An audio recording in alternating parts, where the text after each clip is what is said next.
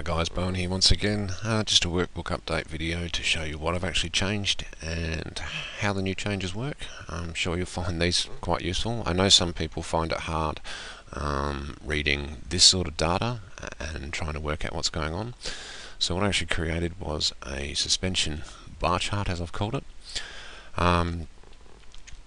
Pretty much as you roll around the track, whether you use the mouse to roll it around for the particular lap, as you can see, all the bars are now dynamic to show exactly what's going on. So if we move to here, you can see what the ride heights and etc. are doing. Another thing you can do in Motec, you can change the speed up here.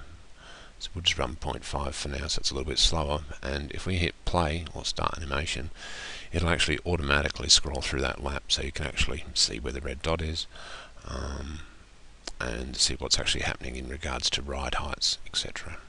Okay, we'll just stop that for now.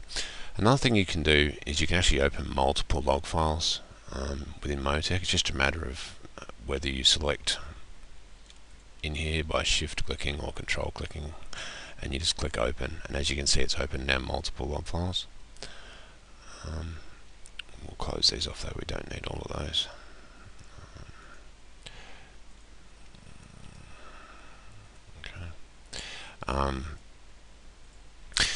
This comes in very handy, especially with this sort of with this particular type of chart, because what you can actually do is you can compare. As you can see, I've got a quicker lap up here. If I was to bring that in like I showed you previously as a secondary lap, you can actually compare the differences at any given point between those two laps and try and work out why, what the actual difference was, and you can see straight away on the 167 lap up here I did, the very quick lap, the steering wheel's turned a lot further in. The ride heights are, even though at exactly the same point on the track for both, you can see the ride heights are different, the temperatures are different, etc. Okay, and we'll just turn that off quickly. I've also added a pure front end chart and a pure rear end chart. They actually have shock deflection in there, which is how much the shock's actually deflecting. Here's a histogram. I'll go into that in more detail later, but basically it's how many samples, like over the track there was 1152 samples taken during the course of the lap, and this is the percentage of how many of those samples appear within a particular range.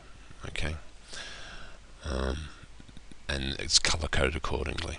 Pretty simple, pretty self-explanatory. The other thing I've added on the tyres tab is I've now added a tyres pressures. You've still got the normal tyre temps one. There's also a tyre pressures tab as well. So you can see up here with the left front tyre pressure, you can actually see what's going on in regards to the tyre pressures versus the lap. If you were to expand it just by using your mouse button and go over multiple laps, you can do that just by rolling in and out on your mouse button to zoom in and out. You'll notice you can actually see that even though the temperature is staying constant and going up and down, and as I explained in the forum, it's raw data, so it changes, it fluctuates up and down on the straight, and you can see here that the tyre pressures actually gradually increase over the 7 laps. So just something to keep an eye on. I hope this helps. I will be doing more updates. I'll post another video once I've done that. Until then, hope this helps. Stay safe. See you on the track.